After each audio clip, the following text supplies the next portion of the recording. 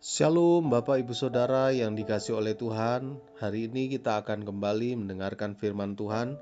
Mari kita berdoa. Bapa di sorga, di dalam nama Tuhan Yesus Kristus, kami mengucap syukur untuk kasih yang Tuhan berikan dalam hidup kami.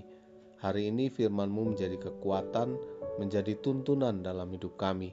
Dalam nama Tuhan Yesus Kristus, haleluya, amin. Firman Tuhan hari ini berjudul Tanah Liat di Tangan Sang Penjunan, bagian 2. 2 Korintus 4 ayat 7 mengatakan, tetapi harta ini kami punyai dalam bejana tanah liat, supaya nyata bahwa kekuatan yang melimpah-limpah itu berasal dari Allah, bukan dari diri kami. Bapak Ibu Saudara yang dikasihi oleh Tuhan, Rasul Paulus adalah contoh orang yang mengalami proses pembentukan dari Tuhan. Karena aku adalah yang paling hina dari semua rasul, bahkan tidak layak disebut rasul, sebab aku telah menganiaya jemaat Allah. Tetapi karena kasih karunia Allah, aku adalah sebagaimana aku ada sekarang, dan kasih karunia yang dianugerahkannya kepadaku tidak sia-sia. Sebaliknya, aku telah bekerja lebih keras daripada mereka semua, tetapi bukannya aku, melainkan kasih karunia Allah yang menyertai aku. Dalam hal ini, Rasul Paulus hendak menegaskan bahwa kalaupun hidupnya dapat berharga menjadi sesuatu yang berarti, itu karena kasih karunia Tuhan semata. Ia sadar bahwa sesungguhnya ia tak lebih dari tanah liat yang hina dan tak berharga, tapi Tuhan sanggup membentuknya menjadi sebuah bejana yang berharga di matanya. Karena campur tangan Tuhan, hidup Paulus diangkat dan dipakai untuk menjadi alat kemuliaannya, untuk menjadi bejana dan perabot untuk tujuan yang mulia. Kita harus rela dan mau dibentuk oleh Tuhan, sebab tanah liat tidak secara otomatis berubah menjadi bejana yang halus dan menarik tanpa melewati proses terlebih dahulu.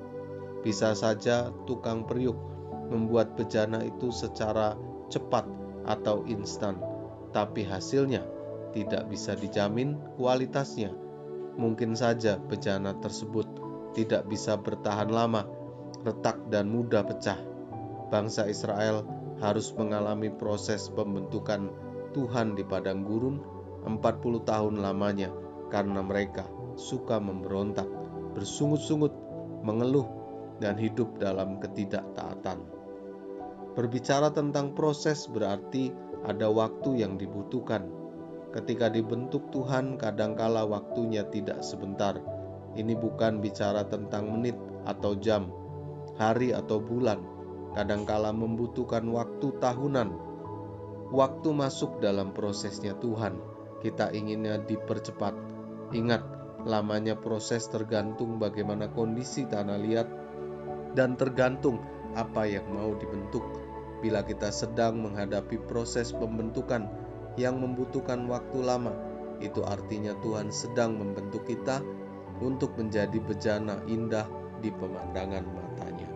Amin. Terima kasih buat firman-Mu pada hari ini, menjadi kekuatan dan kesehatan bagi rohani kami.